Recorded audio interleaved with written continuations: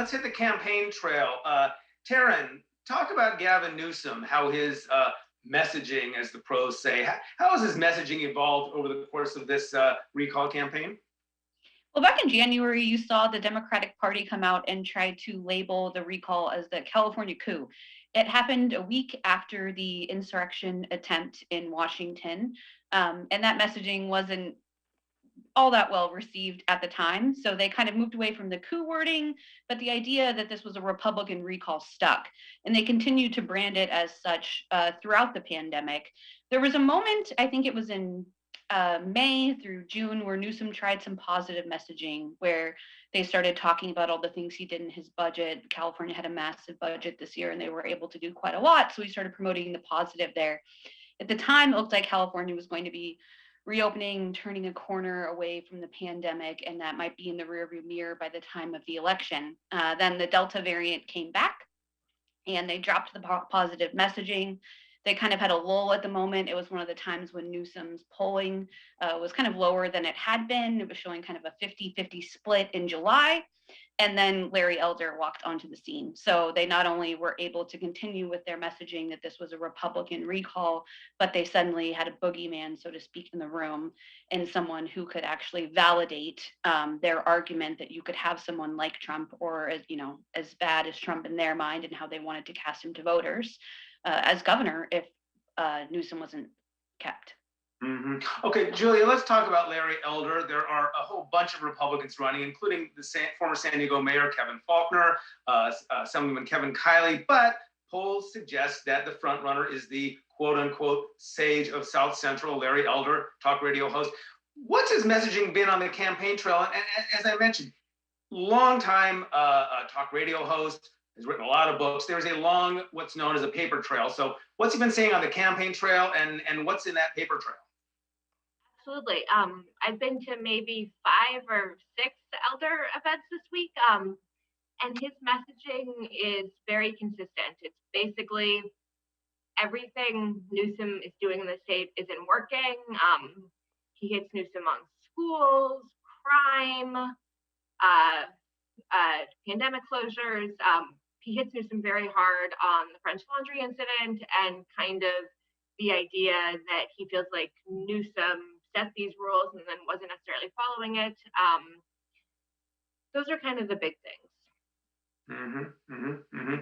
And Erica, you wrote a column that was quite provocative. I know I got an earful. I know you got an earful. Talk a bit about that column and your perspective on Larry Elder.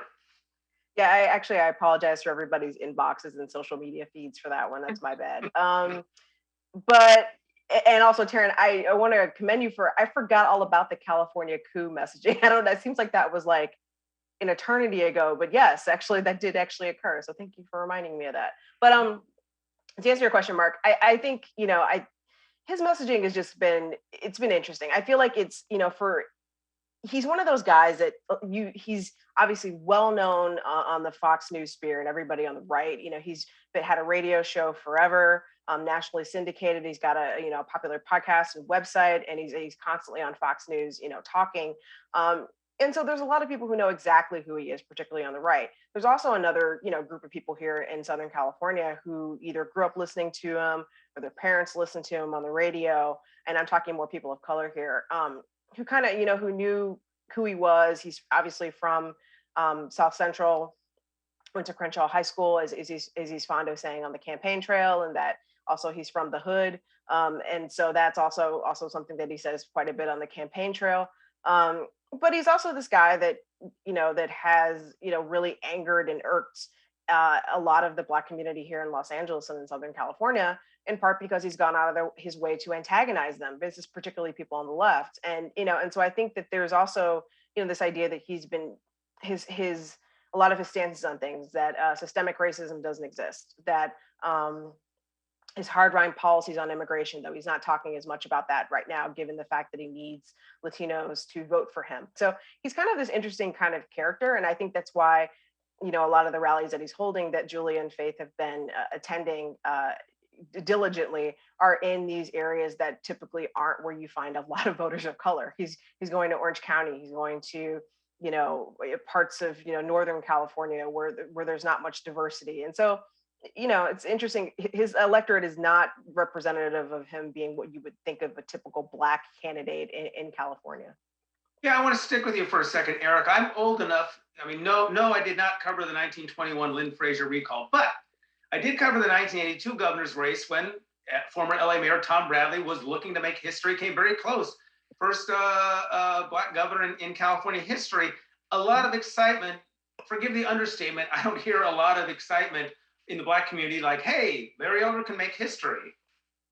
No, there's not. I mean, it's kind of like, we want a Black governor, but not that guy is basically the gist of what I'm getting. I actually even had one lawmaker that tells me I want to have a Black governor, but I don't want to go back to Jim Crow to do it. So, I mean, I feel like it's if anything, I think probably the Black community, particularly those who hear the name Larry Elder, whether it's because they know exactly who he is because they've listened to his show and they're aware, or they're younger and their parents knew them, it's kind of like, oh, we need to get this guy out of here. Where did he come from? It's almost like it's almost a visceral reaction that I've noticed in talking to people within the Black community and in parts of the Latino community as well. But I mean, it is a very much of a like, we don't want this guy in office. And so it'll be interesting to see what the turnout will be among Black voters in LA and in other parts of the state, because I know he is doing some advertising in addition to areas of the far north and in parts of the Central Valley. He's